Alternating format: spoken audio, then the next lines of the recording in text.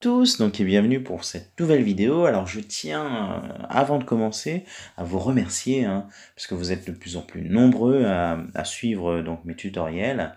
Alors cela m'encourage vivement à continuer. Alors n'hésitez pas à activer la cloche, à vous abonner, à activer la cloche pour recevoir donc mes futures vidéos. Alors on va commencer ici donc avec une vidéo qui va vous apprendre à mesurer l'incidence de la répartition des résultats sur le bilan.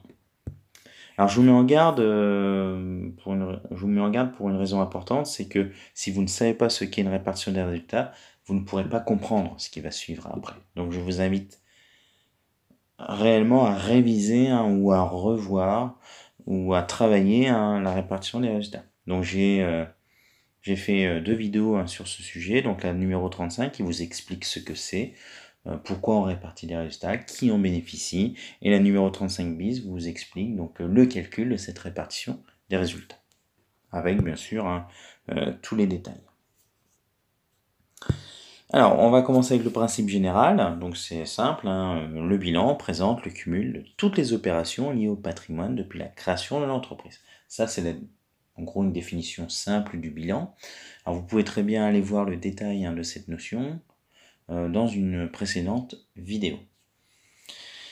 Alors, par conséquent, donc, ce qui va nous intéresser ici, c'est que le bénéfice, qui apparaît donc dans le passif pour un certain montant, va disparaître, c'est-à-dire qu'il va être vidé au profit de la réserve, du report à nouveau et d'une dette qui correspondra, on verra, aux dividendes.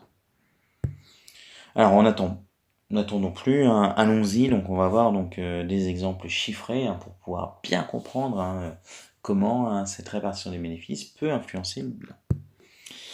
Alors bien sûr, ce qui nous intéresse surtout, c'est le bilan, mais on va prendre que l'extrait du passif. Alors là, on est avant la répartition des résultats. Donc, pendant tout le reste de cette vidéo, donc le bilan qui est à gauche, l'extrait qui est à gauche, c'est un extrait avant répartition des bénéfices.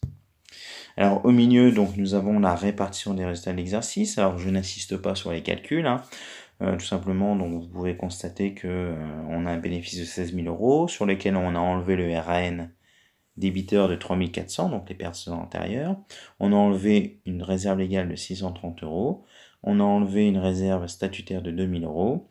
Il n'y a pas de RN des créditeurs, c'est-à-dire donc de petits morceaux de bénéfices de l'année dernière que l'on reporte, parce qu'il y avait une perte l'année dernière. Donc, ce qui nous fait un bénéfice distribuable de 9 970 euros. Là-dessus, on va enlever la réserve facultative pour 1 000 euros et les dividendes pour 7 000 euros. Ce qui fait qu'il nous reste un report à nouveau, donc créditeur, donc à la fin de l'année de 1 970 euros. Donc ça, c'est ce qu'ont décidé les associés. On va voir maintenant donc comment donc cette répartition des bénéfices va nous modifier notre bilan. Donc à droite, vous aurez pendant toute cette vidéo donc l'extrait du bilan après répartition des résultats. Donc à gauche, je répète, avant. Donc là, c'est tout ce qui s'est passé depuis la création de l'entreprise jusqu'au moment de la répartition des résultats. Et donc, le comptable enregistre la répartition des résultats et nous aurons donc le bilan après à droite. Donc commençons donc avec le capital. Alors vous regarderez bien au milieu, donc ici on est en jaune pour 17 500 euros, mais regardez bien au milieu, donc nous n'avons pas du tout de capital qui apparaît dans cette répartition des résultats. Donc du coup il n'y a aucun changement. Le capital est toujours de 17 500 euros. Ça c'est la seule ligne qui ne m'a pas changé. Nous avons ensuite la réserve légale, donc jusqu'à présent l'entreprise avait réussi à mettre 940 euros. Nous constatons que pendant l'exercice N, elle a doté une nouvelle réserve légale de 630 euros. Donc si on cumule les deux, 940 plus 630, ça nous fait 1570 euros qui vont apparaître après la répartition des résultats. Donc nous voyons bien que entre avant et après, on a simplement rajouté ce qui a été affecté pendant l'année. La réserve statutaire, donc on avait 4 000 euros jusqu'à présent. Il faut savoir que 2 000 euros ont été affectés donc, cette année, donc ce qui nous fait forcément, quand on additionne les deux, 6 000 euros. 4 000 plus 2 000, ça fait bien 6 000. Donc cette réserve statutaire apparaît à droite pour 6 000. Donc à gauche, on était à 4 000. À droite, maintenant, nous avons les 2 000 € de plus, soit 6 000. Nous continuons avec les autres réserves, donc ce qu'on pourrait appeler donc, les réserves facultatives. Donc là, on a d'abord 1 000 € avant. Nous avons redoté encore 1 000 €, donc ce qui fait bien, hein, 1000 plus 1000, ça fait bien 2 000 €. Donc nous reportons ces 2 000 € hein, dans le bilan après répartition des résultats. Continuons avec le report à nouveau, qui était de moins 3 400 jusqu'à l'année dernière, donc jusqu'avant de répartir les bénéfices de cette année. Alors vous voyez peut-être dans l'affectation des bénéfices, donc la deuxième ligne hein, au milieu, nous avons ce RN débiteur de 3 400 qui a été déduit, donc qui a été absorbé par le résultat. Et nous constatons surtout à la fin qu'il y a un nouveau RAN de 1970 €. Et en fait, on va annuler l'ancien pour constater le nouveau. Donc vous voyez bien, ici, hein, dans le bilan après répartition des résultats, à droite, nous avons bien les 1970 € hein, qui correspond au RAN hein, qui était finalement calculé pendant la répartition des résultats. Donc voilà, c'est un jeu de remplacement. On prélève l'ancien pour mettre le nouveau. Nous finissons avec le résultat de l'exercice. Donc le résultat de l'exercice pour 16 000 € a été totalement affecté. Donc il disparaît de notre bilan. Ici, donc à droite, il suffit de laisser la ligne résultat de l'exercice vide.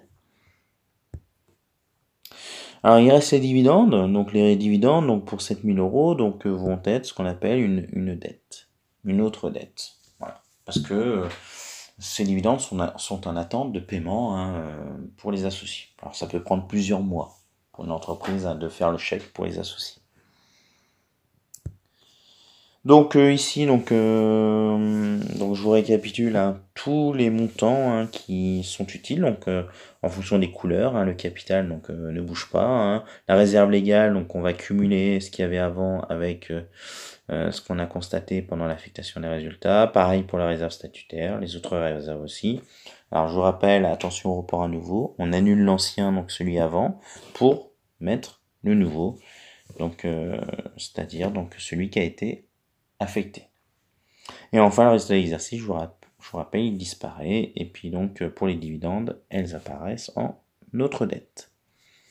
Voilà, donc j'espère que cette vidéo vous a plu, hein. N'hésitez pas bien sûr à liker, commenter, à vous abonner à ma chaîne, à activer la cloche. Alors comme je l'ai dit en introduction de la vidéo, donc je suis ravi hein, que vous soyez de plus en plus nombreux à regarder mes vidéos. Donc n'hésitez pas à consulter très régulièrement ma chaîne, parce que cette année j'ai décidé vraiment hein, de faire des vidéos de plus en plus fréquemment. Donc n'hésitez pas à aller les voir. Donc sur ce, je vous souhaite une bonne journée et n'hésitez pas à aller revoir cette vidéo hein, pour pouvoir comprendre. N'oubliez jamais qu'en comptabilité, c'est la répétition, l'apprentissage se fait forcément par la répétition. Donc il faut répéter, répéter, répéter pour que ça devienne un automatisme.